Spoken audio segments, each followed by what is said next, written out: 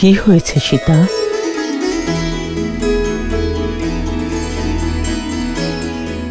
এক অদ্ভুত অনুভূতি হলো। কারোর ডাক শুনলাম আমি ত্রিজটা। আমার শ্রীরামের জয়ধ্বনি, রাজা রামের নয়, ভগবান শ্রীরামের। তোমার অনুমান সত্য সীতা। শ্রীরাম আর লক্ষ্মণকে বাঁচানোর জন্য স্বয়ং গরুর দেব এসেছিলেন, আর উনি ওনাদের নাগপাশ থেকে মুক্ত করেছেন। এখন সবার মনে হচ্ছে শ্রীরাম স্বয়ং নারায়ণ, রামই স্বয়ং ভগবান। সবাই বুঝে গেছে, যার নামে সমুদ্রে পাথর ভাসে তিনি সাধারণ নর নয়, নররূপে নারায়ণ। না ত্রিজটা, সবাই এখনো বুঝতে পারেনি। মহারাজ, যদি এটা সত্য হয় তো এই যুদ্ধ নররূপী নারায়ণের বিরুদ্ধে। সাক্ষাৎ গরুর বাঁচাতে এসেছিলেন তাকে। আমরা বিষ্ণুকে কি করে পরাস্ত করব? পরাজয় নিশ্চিত। মৌন হও মূর্খেরা! নয় বিষ্ণু, গরুরের এখানে আসা এটাই প্রমাণ করে যে ওই বনবাসী এক সাধারণ মানুষ। যদিও বিষ্ণু হতো তাহলে এক পক্ষীর সহায়তার প্রয়োজন পড়তো না। এই ভীতু শার্দুল বলল আর তোমরা সবাই মেনে নিলে। আমরা রাক্ষস, নিজেদের বুদ্ধি আর শক্তি আমাদের পরিচয়। নিজেদের বুদ্ধি দিয়ে ভাবো, বিষ্ণু শেষ নাগের শয্যায় শয়ন করে, তাকে কি কোনো নাগপাশ কখনো বন্দী করতে পারে?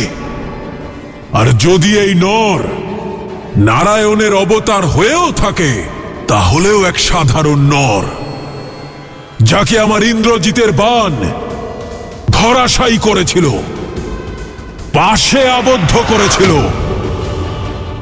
অসহায়, অসমর্থ। যে ভগবানকে গরুরকে এসে প্রাণ দান করতে হয়, সে কেমন ভগবান? কোন ভগবান? আমাকে বলবেন না শ্রীহরি বিষ্ণু, আমাকে বলবেন না ভগবান। আমি তো কেবল রাম, আপনাদের রাম।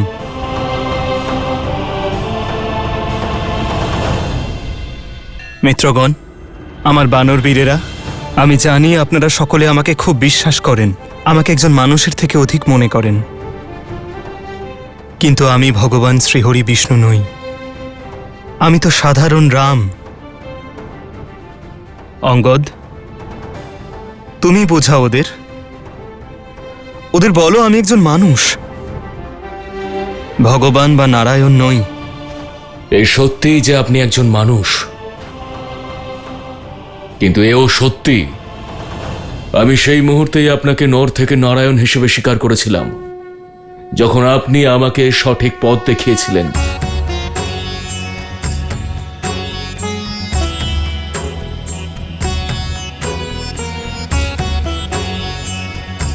এই কেমন অদ্ভুত ভাব! বিভীষণ, আপনি বোঝান ওদের, ওদের বলুন আমি কে, ওদের বলুন আমি কেবল একজন মানুষ। প্রভু, একজন ভক্ত কি করে জানবে ভগবানের লীলা? আর আমি এনাদের তা করা থেকে কি করে বারণ করি, যা স্বয়ং আমার আত্মা মানে প্রভু। আর আমি সেই দিন থেকেই আপনাকে ঈশ্বর রূপে স্বীকার করেছি, যেদিন আপনি আমাকে আপনার চরণে ঠাঁই দিয়েছিলেন প্রভু।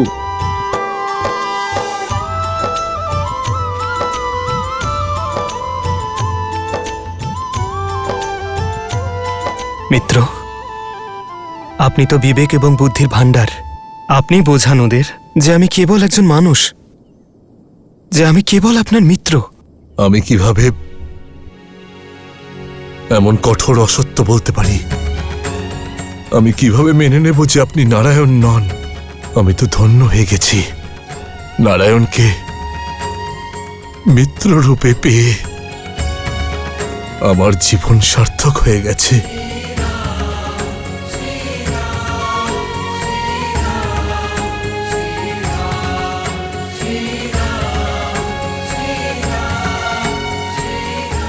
প্রভু, আজ সত্যটা আমাদের সকলের সামনে এসে গেছে শ্রীরাম, যে আপনিই বিষ্ণু। আমরা সকলে ধন্য হয়েছি প্রভু। আমাদের ঈশ্বরের জন্য অস্ত্র তুলেছি আমরা।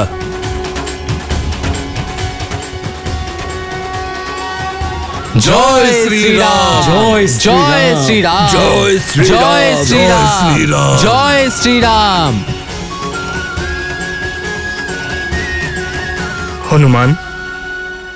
হনুমানেরা সকলে বিভ্রান্ত হয়েছে, অবশ্যই কোনো মায়ায় আবদ্ধ। তুমি তো প্রত্যেক মায়ার প্রতিকার করতে সক্ষম। তুমিই বলো ওনাদের, তুমিই বলো যে আমি আসলে কে।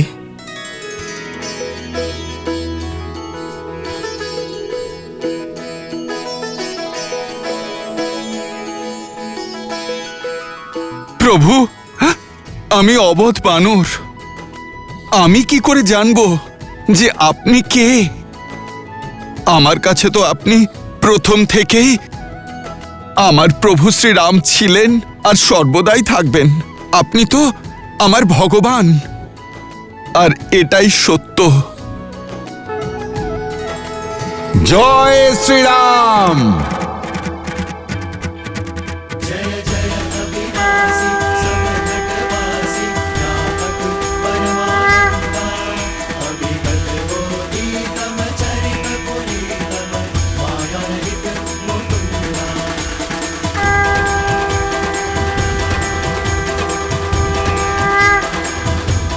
আপনারা সকলেই আমার মধ্যে শ্রীহরি বিষ্ণুকে দেখতে পান, তাই না?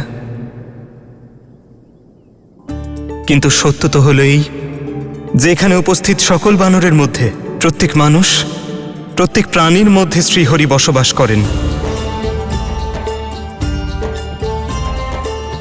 আমাদের প্রতিটি নিঃশ্বাস, প্রতিটি কর্মের মধ্যে নারায়ণ আছেন।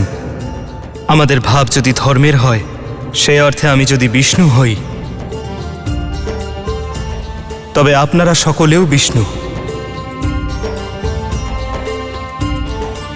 আপনাদের মধ্যেও নারায়ণ আছেন, প্রত্যেক মানুষের মধ্যে নারায়ণ আছেন।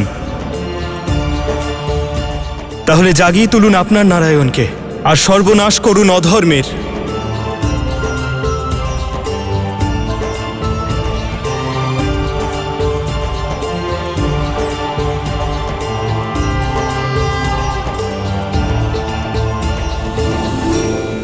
যে ধর্ম আর সত্যের পথে চলে, সেই শুধু নারায়ণকে দেখতে পায়,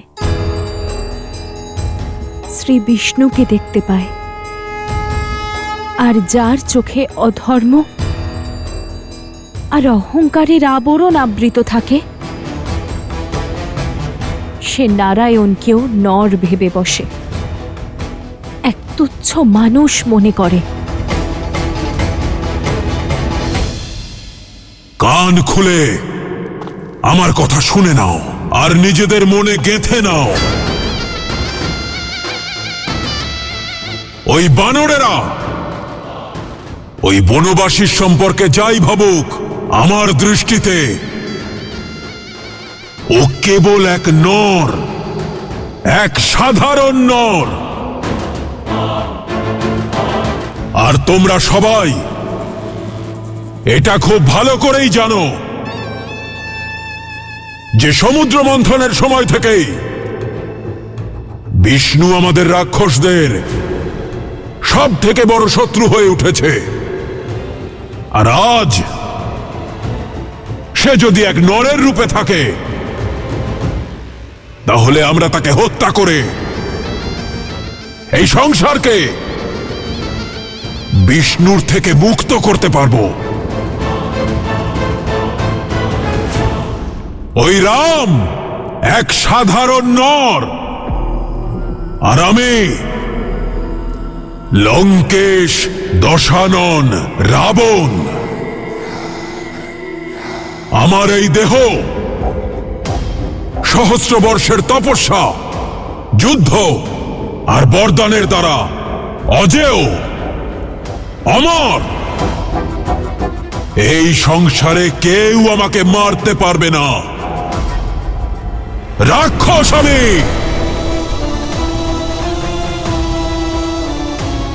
এবার বলো, এক নরের বিরুদ্ধে এই যুদ্ধে তোমরা আমার সঙ্গে আছো? আমরা আপনার সঙ্গে আছি লঙ্কেশ। আমরা আপনার সঙ্গে আছি লঙ্কেশ। আমরা আপনার সঙ্গে আছি লঙ্কেশ। বয়ম রক্ষামহ, বয়ম রক্ষামহ।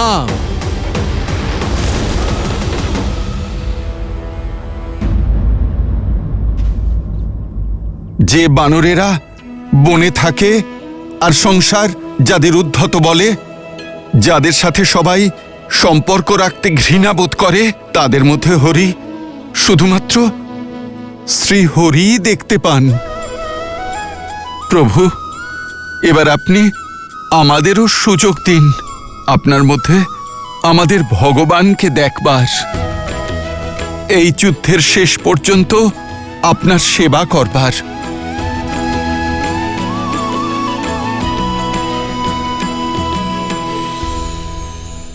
প্রভু শ্রীরামের ভক্ত, ওনার সেবকেরা, সময় এসে গেছে শত্রুদের দেখাবার যে এই তুচ্ছ বানর সেনারা কার বিরুদ্ধে যুদ্ধ করছে আর কার পক্ষে যুদ্ধ করছে। জয় শ্রীরাম।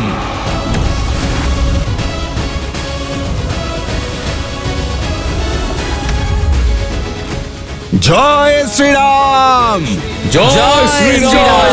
জয় শ্রীরাম। জয় শ্রীরাম। জয় শ্রীরাম। জয় শ্রীরাম। জয় শ্রীরাম। জয় মনে হয় ওই বনবাসী পুনরায় আঘাতের জন্য উৎসুক।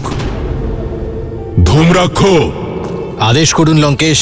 আমার পুত্র প্রমাণ করে দিয়েছে যে ওই বনবাসী আর তার মর্কট সেনা দলের মায়া যুদ্ধের জ্ঞান নেই, আর ইন্দ্রজিতের পরেই মায়া যুদ্ধে তুমি সব থেকে পারদর্শী।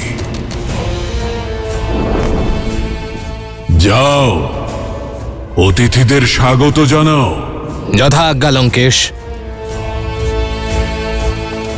মনে রেখো, যদি রামকে না পারো, ওর কোনো সেনাপতিকে অবশ্যই বধ করে আসবে, যাতে নিজেকে নারায়ণ বলে প্রচার করা ওই বনবাসীর আর ওর মর্কট সেনাবাহিনীর বিশ্বাস ভেঙে যায়।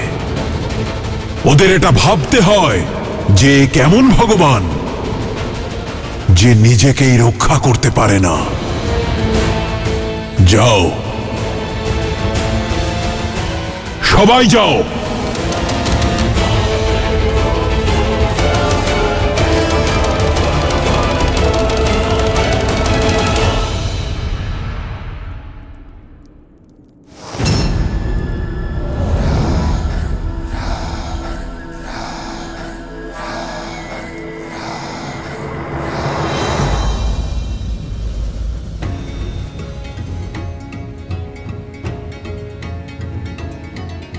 প্রভু শ্রীরামের সেনা আমরা একটাই ঘাতে শত্রুকে পরাস্ত করে দেব।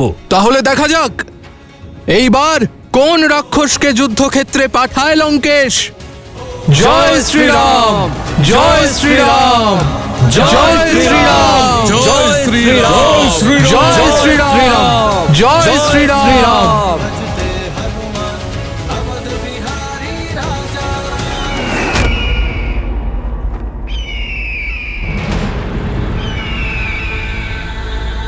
পাখিদের এইভাবে ওরা শুভ সংকেত নয়, এই যে অমঙ্গলের বার্তা। জয় শ্রীরাম। জয় শ্রীরাম। জয় শ্রীরাম। যুদ্ধ যখন রাবণের পক্ষে লড়া হয় তখন একটাই সংকেত দেখা হয়, লঙ্কেশের সংকেত। আর উনি যুদ্ধ করতে বলেন, ভয়ম রক্ষাম, ভয়ের জন্য ভয়ঙ্কর আমরা। আমরা রামের রুদ্র, শঙ্কর আমরা। জয় শ্রীরাম! আক্রমণ!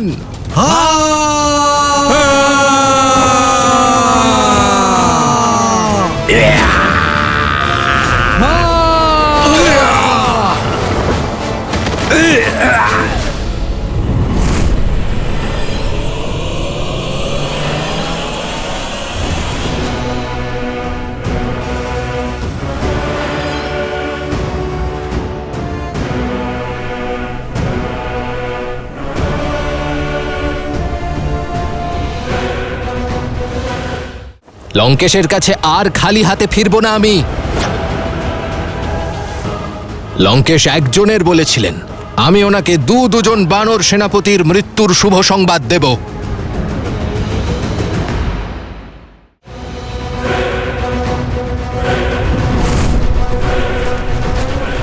এরা দুজন তো তারাই যারা রামের জন্য সেতু নির্মাণ করেছিল। এবার এদের আর মৃত্যুর মাঝের সেতু আমার এই বাণ নির্মাণ করবে।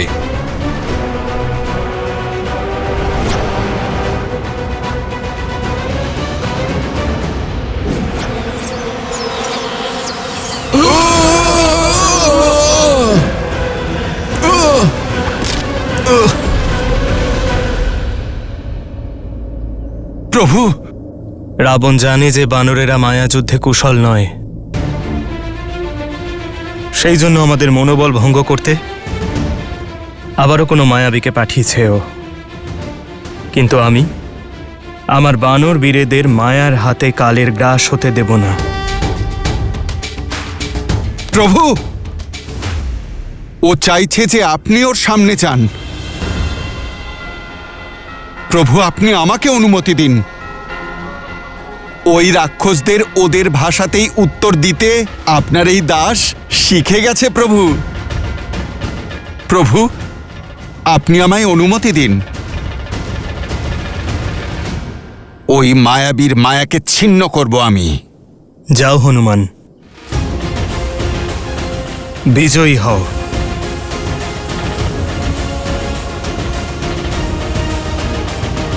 জয় শ্রীরাম!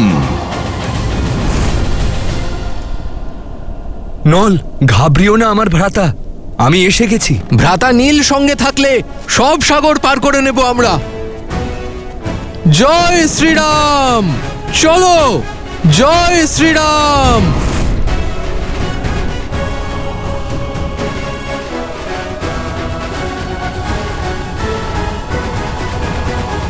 যদি রামকে না পারো তাহলে ওর কোনো সেনাপতিকে অবশ্যই বধ করে আসবে।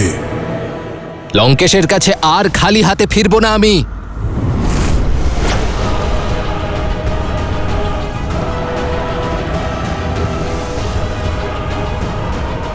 লঙ্কেশ একজনের বলেছিলেন, আমি ওনাকে দুজন বানর সেনাপতির মৃত্যুর শুভ সংবাদ দেব।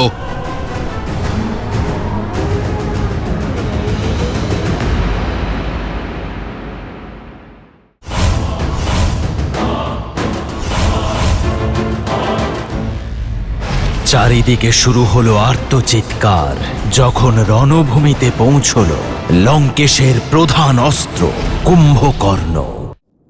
আমি জানতে চাই, কি আছে তোমার মনে? আমার মনে হয় যে যুদ্ধভূমিতে ধূম্র রাক্ষস একা টিকতে পারবে না। এটা আমার প্রশ্নের উত্তর নয়। আমি জানতে চাই যে এই যুদ্ধ নিয়ে কি মত আমার সেনাপতির। ক্ষমা করবেন মহারাজ, আমার মত এটাই যে এই যুদ্ধ থামানোর জন্য সীতাকে ফিরিয়ে দেওয়া। যদি তোমার জায়গায় অন্য কেউ এই কথাটা বলতো, আমি তার জিভ কেটে নিতাম। এইভাবে সীতার নাম নেওয়া প্রমাণ করে যে তুমি তোমার বুদ্ধি এবং সাহস হারিয়ে ফেলেছ। তুমি কেবল আমার আত্মীয় নও, লঙ্কার সেনা দলের সেনাপ্রধান। এমন কথা বলতে তোমার লজ্জা হলো না? মহাবলী প্রহস্ত, যার বুদ্ধি আর রণনীতি প্রসিদ্ধ, ত্রিলোকে মহাবলী প্রহস্তর রণনীতি নিয়ে প্রশংসা হয়, এমন কথা বলতে তোমার এতটুকু লজ্জা করলো না? কোথায় গেল তোমার রণনীতি? কোথায় গেল তোমার সাহস? নাকি ওই মূর্খ বানরদের মতোই তুমিও যুদ্ধ করতে চাও, বুদ্ধি প্রয়োগ না করেই?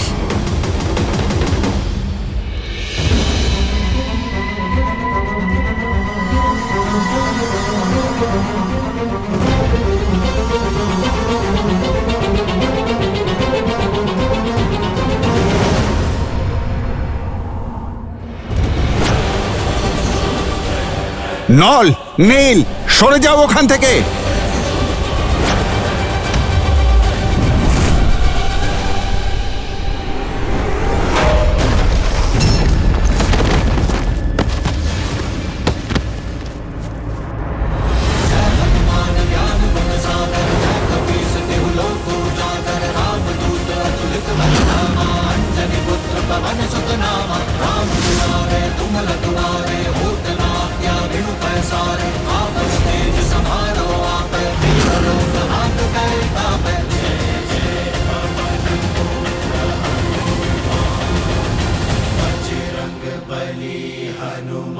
মহাবলী প্রহস্ত তুমি, যে আমার সঙ্গে কাঁধে কাঁধ মিলিয়ে সহস্র যুদ্ধ লড়েছে।